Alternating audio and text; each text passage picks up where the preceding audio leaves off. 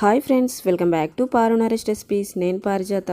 ఇవాళ మన special recipe వచ్చేసి మిర్చి బజ్జీ. ఈ మిర్చి బజ్జీలు అచ్చం హోటల్ స్టైల్లో లాగా అదే టేస్ట్తో రావాలంటే ఇక్కడ చెప్పినట్లుగా చేయండి. దీనికోసం ముందుగా లావుగా ఉండే మిర్చీలను ఒక 8 వరకు తీసుకున్నాను. ఇలా మిర్చి బజ్జీలు మార్కెట్లో దొరుకుతూ ఉంటాయి కదా, ఇవి తెచ్చుకొని లోపల ఉన్న గింజలని తీసేసుకోవాలి. అంటే కొందరు స్పైసీగా తినడానికి ఇష్టపడతారు కాబట్టి ఈ గింజలు తీసేసుకోకపోయినా పర్వాలేదు. బట్ నేనైతే ఇక్కడ కొంచెం ఉంచుతున్నాను, లైట్గా ఉంచి మిగతా అన్ని తీసేసాను.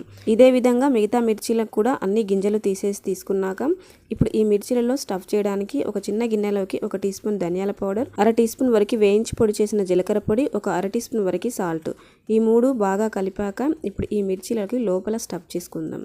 అంటే మరి ఎక్కువగా కాకుండా ఇలా కొంచెం రుద్దినట్లుగా మొత్తం లోపల అప్లై చేయండి. ఇలా అప్లై చేయడం వలన మిర్చి తింటుంటే టేస్టీగా అనిపిస్తుంది అనమాట.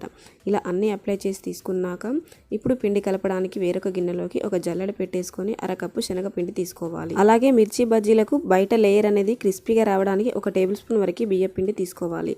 అలాగే 1/2 టీ స్పూన్ పసుపు, 1 టీ స్పూన్ వరకు కారం యాడ్ చేయండి. అలాగే ఒక 1/2 టీ స్పూన్ వరకు వాము యాడ్ చేయండి. ఇలా శనగపిండిలో వాము యాడ్ చేయడం వలన డైజెషన్ ప్రాబ్లం లేకుండా ఉంటుంది. అలాగే రుచికి తగ్గట్లుగా సాల్ట్ యాడ్ చేసి వీటన్నింటినీ జల్లించాలి. ఇలా జల్లించడం వలన పిండి సాఫ్ట్గా వస్తుందన్నమాట.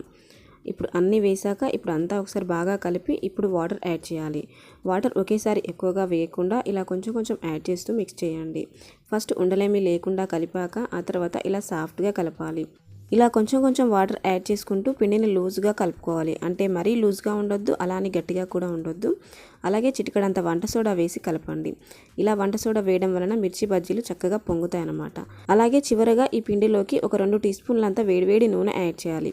ఇలా చివరిలో నూనె యాడ్ చేసి కలపడం వలన మిర్చి బజ్జీలు అచ్చం హోటల్ స్టైల్లో లాగానే టెక్చర్ అనేది చాలా బాగా వస్తుంది. చూడండి, ఇక్కడ కన్సిస్టెన్సీ అనేది ఇలా స్పూన్కి ఇలా రివర్స్లో కోట్ చేస్తే కోట్ అయ్యే విధంగా ఉండాలి. ఇలా చేసుకుంటే పర్ఫెక్ట్ అన్నమాట. ఇప్పుడు ఇందాక రెడీ చేసుకున్న మిర్చీలను ఒక్కొక్కటిగా పిండిలో డిప్ చేసుకుంటూ వేడివేడి నూనెలోకి యాడ్ చేయండి. మంటని మీడియం టు హై ఫ్లేమ్ మధ్యలో పెట్టి ఇలా ఒక్కొక్కటిగా యాడ్ చేయండి. ఇలా పిండిలో చక్కగా డిప్ చేసుకుంటూ ఆయిల్లోకి యాడ్ చేయాలి. ఇలా కడాయిలో ఎన్ని పెట్టే విధంగా వీలుంటాయో అన్ని యాడ్ చేశాక మంటని మీడియం టు హై ఫ్లేమ్ మధ్యలో పెట్టి ఇలా మంచి గోల్డెన్ కలర్ వచ్చే వరకు బాగా ఫ్రై చేసి ఆయిల్ నుండి తీసుకోవడమే. అంతే, ఎంతో టేస్టీగా అచ్చం హోటల్ స్టైల్లో చేసే విధంగానే ఇంట్లోనే ఈజీగా రెడీ అయిపోతాయి. సో ఫ్రెండ్స్, మరి మీరు ఓసారి ఇదే విధంగా ట్రై చేయండి. ట్రై చేశాక మీకు ఎలా వచ్చాయి అనే ఫీడ్బ్యాక్ని కామెంట్ చేయండి.